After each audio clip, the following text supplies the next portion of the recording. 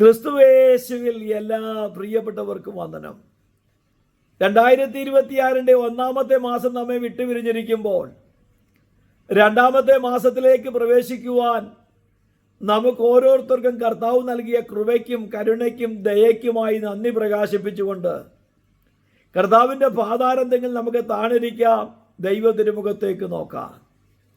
ഈ പുതിയ വർഷത്തിൽ നമുക്ക് ഒത്തിരി ഞെട്ടിപ്പിക്കുന്ന വാർത്തകൾ പലതും നാം കേൾക്കുവാനിടയായി.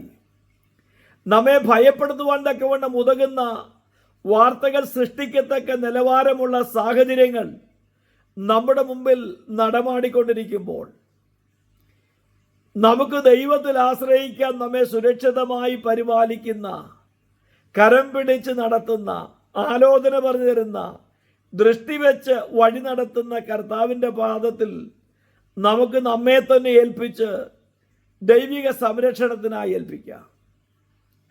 സങ്കീർത്തനക്കാരനായ ദാവീദിനാൽ എഴുതപ്പെട്ട 16-ാം സങ്കീർത്തനത്തിൻ്റെ 8-ാമത്തെ തിരുവചനം ഈ രണ്ടാമത്തെ മാസത്തിൻ്റെ ആരംഭ ദിനത്തിൽ കർത്താവ് ഇടപെടുകയാണ്.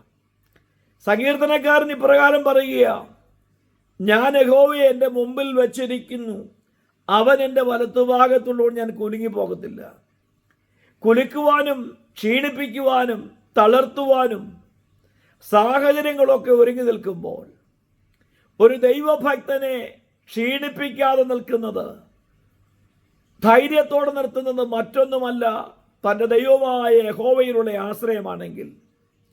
സങ്കീർത്തനക്കാരൻ വിളിച്ചു പറയും, യഹോവയിൽ ആശ്രയിക്കുന്നവർ കുലുങ്ങാതെ എന്നേക്ക് നിൽക്കുന്ന സിയോൻ പർവ്വതം പോലെയാണ്.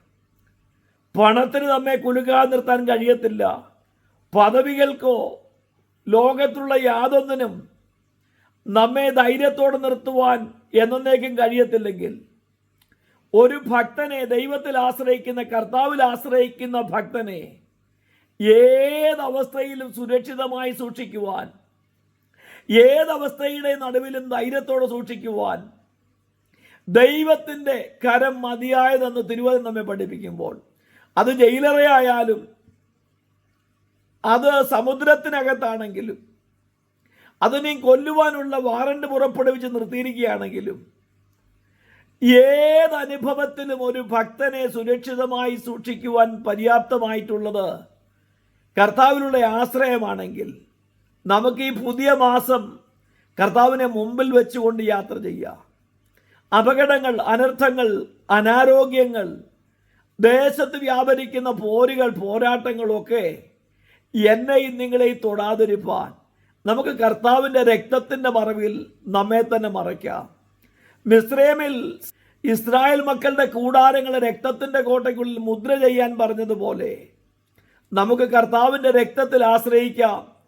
നമ്മെ ധൈര്യത്തോടെ നടത്തുവാൻ, നമ്മെയും നമ്മുടെ തലമുറകളെയും നമുക്കുള്ളവരെയും നമ്മുടെ പ്രിയപ്പെട്ടവരെയും ഒക്കെ ആപത്തിൽ നിന്നും അനർത്ഥങ്ങളിൽ നിന്നും അപകടങ്ങളിൽ നിന്നും സുരക്ഷിതമായി സൂക്ഷിച്ച് കർത്താവിനെ സ്നേഹിക്കുന്നവരായി, കർത്താവിനോടൊപ്പം യാത്ര ചെയ്യുന്നവരായി തീരുവാൻ നമുക്ക് കർത്താവിൻ്റെ പാതാരത്തിൽ നമ്മെ തന്നെ സമർപ്പിക്കാം.